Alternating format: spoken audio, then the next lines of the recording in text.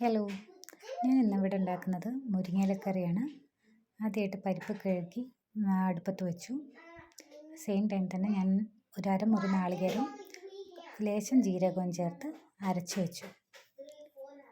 ഇന്നിവിടെ മക്കൾക്ക് online class start ചെയ്യാണ്. അപ്പം രാവിലെ ക്ലാസ് തുടങ്ങുന്നതിന് മുമ്പ് എല്ലാം ചെയ്ത് വെച്ചാണ്, അരച്ചൊക്കെ എടുത്ത് വെച്ചു. പരിപ്പ് തിളച്ച് വരുന്ന ടൈം കൊണ്ട് മുരിങ്ങയില ക്ലീൻ ചെയ്തെടുക്കാം. ഞാനിതിൽ മസാലപ്പൊടികളൊന്നും ചേർത്തിട്ടില്ല ഇതുവരെ. മുരിങ്ങയില ചേർത്തിട്ട് ഒന്ന് തിളച്ച് വന്നതിന് ശേഷം നമുക്ക് പൊടികളൊക്കെ ചേർക്കാം. മുരിങ്ങയിലയുടെ ഹെൽത്ത് ബെനിഫിറ്റ്സിനെ പറ്റി പറയേണ്ട ആവശ്യമില്ലല്ലോ. പ്രോട്ടീൻ റിച്ച് ആണ്. പിന്നെ പോരാത്തതിന് ഏത് പ്രായക്കാർക്കും കഴിക്കാൻ പറ്റുന്ന ഒരു ഫുഡാണ്. മഞ്ഞൾപ്പൊടിയും മുളക് പൊടിയും ഉപ്പുമാണ് ഇതിൽ ഞാൻ ചേർത്തിട്ടുള്ളത്. വേറെ മസാലകളൊന്നുമില്ല. സിമ്പിൾ കറിയാണ്, പക്ഷെ നല്ല ടേസ്റ്റിയാണ്, ഹെൽത്തിയാണ്. എൻ്റെ വീട്ടിലെല്ലാവർക്കും ഇഷ്ടമുള്ളൊരു കറിയാണ്, മക്കൾക്കൊക്കെ ഇഷ്ടമാണ്. അതുകൊണ്ട് ഞങ്ങൾ വീക്കിലി എന്തായാലും ഒരിക്കലും ഉണ്ടാക്കും. പിന്നെ അത്രയും നല്ല ഫുഡായത് കാരണം ഞാൻ എന്തായാലും മിസ്സാക്കാറില്ല. പിന്നെ ഞങ്ങളുടെ എല്ലാവരുടെയും ഫേവറേറ്റ് ഫുഡുമാണ്, കറിയാണ്. അങ്ങനെ മുരിങ്ങയില ഇട്ടിട്ടൊന്ന് തിളച്ച് വരുന്നവരെ വെയിറ്റ് ചെയ്യുക. അതിന് ശേഷം നമ്മൾ നേരത്തെ അരച്ച് വെച്ച നാളികേരം ചേർക്കാം.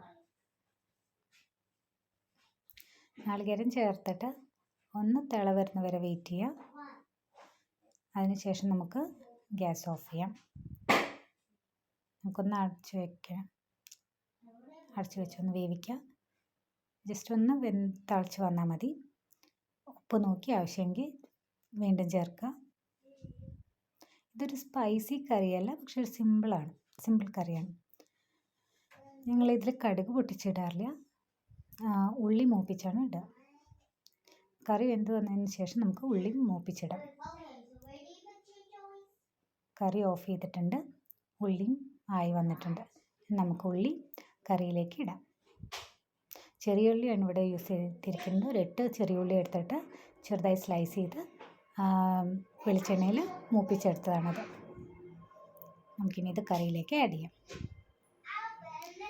വളരെ ടേസ്റ്റിയായ ഹെൽത്തി ആയ ഒരു കറിയാണ്. എല്ലാവരും വീട്ടിൽ ഉണ്ടാക്കി നോക്കിയിട്ടുണ്ടാവും. എന്നാലും ഞങ്ങളുടെ വേർഷനൊന്ന് ഉണ്ടാക്കി നോക്കൂ. എന്നിട്ട് നിങ്ങളുടെ അഭിപ്രായങ്ങൾ പറയൂ. എല്ലാവർക്കും ഇഷ്ടമാണെന്ന് വിചാരിക്കുന്നു. അപ്പോൾ അടുത്ത വീഡിയോ ആയിട്ട് വീണ്ടും കാണാം. Thank you.